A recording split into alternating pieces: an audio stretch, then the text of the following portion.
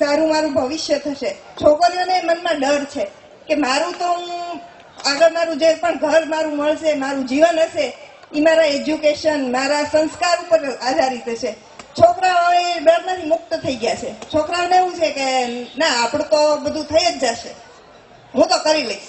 છોકરાનું એક એ માઇન્ડસેટ થઈ ગયું છે. એના લીધે છોકરાઓ પાછળ જાય છે અને છોકરીઓ આગળ જાય છે.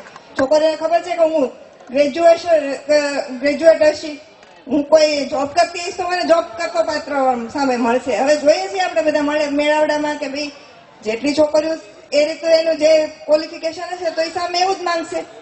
એ પછી એનાથી નીચું તો જવાની નથી. એને ખબર છે કે મારું એ જીવન જે પણ છે એ આગળ એના ઉપર જ ઘડાવાનું છે.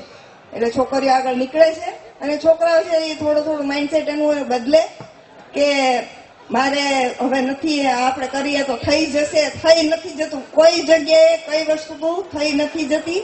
જેમ જેમ જીવનમાં બધી જવાબદારીઓ આવશે ત્યારે સમજાશે. માત્ર રૂપ દેખાવ કે એવું પણ ન જોતા છોકરા છોકરીઓ બંનેને અપીલ છે થોડી સમજણ શક્તિ હોય તો જ જીવન. એક ટ્રેક્ટરનું પૈડું અને એક મોટરનું પૈડું કોઈ દી નહીં હાલે. ઈ ડામાડોળ જ થયા છે. એટલે મોટરનું જ જોવું, ટ્રેક્ટરનું જ જોવું.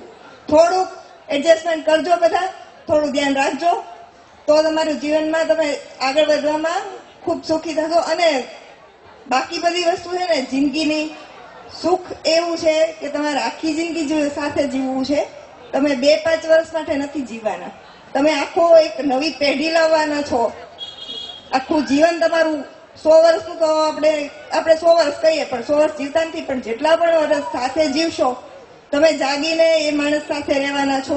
જાગીને એની સાથે જ બધું તમારું જે કંઈ થશે એની સાથે. એટલે એ થોડું મનમાં વિચારીને હાલો. બાકી બધો મોહ જે પણ હોય, બાકી બધી મોહ માયા છે એ છોડી દીધો. કારણ કે મોહ માયા બહુ ઝાઝા વર્ષ નથી ટકતી. એ બધું વયું જશે. બાકી બધું જયારે પણ જિંદગીમાં મુશ્કેલીઓ આવશે, તકલીફ આવશે ત્યારે જીવન સાથીનો વિચાર જે હશે, એના મન એવું હશે કે તમારી સાથે ચાલી શકે એવું, એ જિંદગીભર તમે સુખી રહેશો.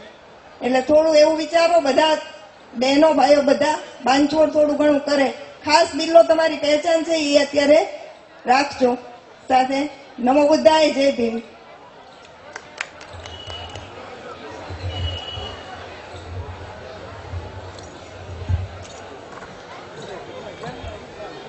તમને બિલ્લા ઉપરથી ખબર પડશે કે આ ક્રમ નંબર આપણને યોગ્ય લાગ્યું હતું તો એમના વાલી સાથે તમે આજને આ સ્થળ ઉપર સાંજ સુધી આપણે અહીંયા જગ્યાએ બેસવાનું છે, રહેવાનું છે, છૂટ છે.